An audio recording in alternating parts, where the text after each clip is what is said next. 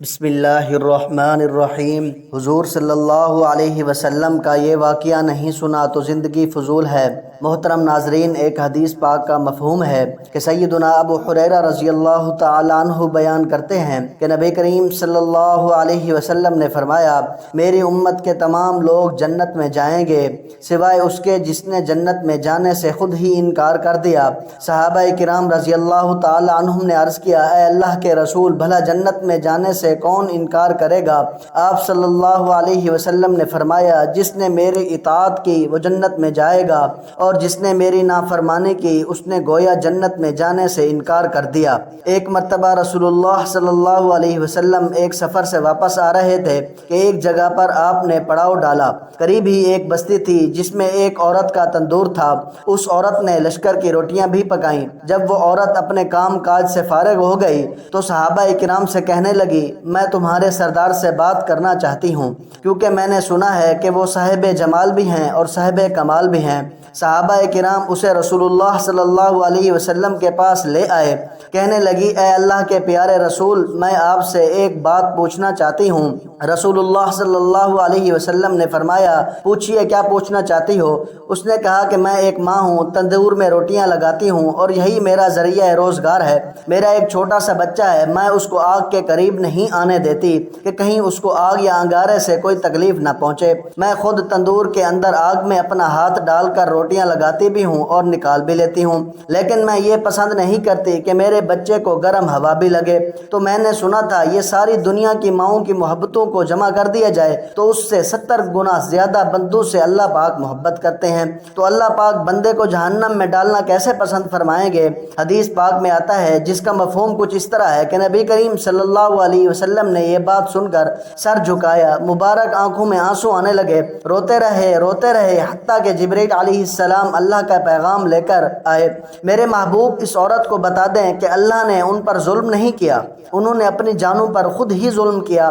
اللہ تعالیٰ تو چاہتا ہے کہ میرا بندہ مجھ سے جو مانگے میں اس کو عطا کرنے کے لیے تیار ہوں۔ بات یہ ہے کہ یہ لوگ توبہ نہیں کرتے، توبہ کی طرف آتے ہی نہیں، بلکہ رب کی ماننے کی بجائے شیطان کی مانتے پھرتے ہیں اور توبہ کو بھول جاتے ہیں۔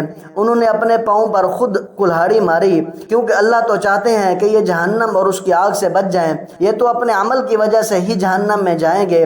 ناظرین، اگر انسان سے گناہ ہو جائے تو اس کو چاہیے کہ وہ اس گناہ سے توبہ کرے، کیونکہ جب کوئی انسان گناہ کرتا ہے تو اس کے دل میں ایک سیاہ نقطہ لگا دیا جاتا ہے۔ جب وہ توبہ اور استغفار کرتا ہے پھر اس کا دل صاف کر دیا جاتا ہے، مگر اگر کوئی شخص توبہ نہ کرے بلکہ مستقل گناہ کرتا رہے تو وہ نقطہ بڑھتا چلا جاتا ہے یہاں تک کہ اس کا دل زن آلود ہو جاتا ہے، پھر حق قبول کرنے کی صلاحیت ختم ہو جاتی ہے۔ اس سے یہ سمجھ میں آتا ہے کہ جب بھی ہم سے کوئی گناہ ہو جائے تو ہمیں فوراً توبہ کر کے دل کو زنگ آلود ہونے سے بچانا چاہیے۔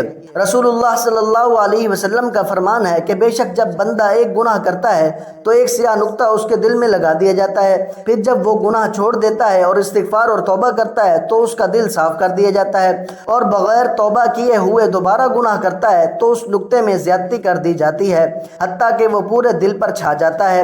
دین اسلام میں مایوسی بالکل نہیں ہے۔ انسان خطا کا پتلا ہے، گناہ انسان کی فطرت میں داخل ہے، لیکن بہترین وہ شخص ہے جو گناہ کر کے اس پر قائم نہ رہے بلکہ فوراً توبہ کر کے اللہ تعالیٰ سے معافی مانگ لے۔ نبی کریم صلی اللہ علیہ وسلم نے ارشاد فرمایا کہ ہر بنی آدم بہت زیادہ خطا کار ہے، لیکن اللہ تعالیٰ کے نزدیک بہترین خطا کار وہ ہے، بہترین گناہ گار وہ ہے جو کثرت سے توبہ کرنے والا ہو۔ نبی کریم صلی اللہ علیہ وسلم نے فرمایا، گناہ سے صدق کے دل سے توبہ کرنے والا اس شخص کی طرح پاک و صاف ہو جاتا ہے جس نے کوئی گناہ کیا ہی نہ ہو۔ حضرت ابن عباس رضی اللہ تعالیٰ عنہ سے روایت ہے کہ رسول اللہ صلی اللہ علیہ وسلم نے فرمایا، جس آدمی نے استغفار کو لازم کر لیا اللہ تعالیٰ اس کو ہر تنگی سے نکال دیں گے، اس کے ہر غم کو دور کر دیں گے اور اس کو ایسی جگہ سے رزق عطا فرمائیں گے جہاں سے اس کو وہم و گمان بھی نہ ہوگا۔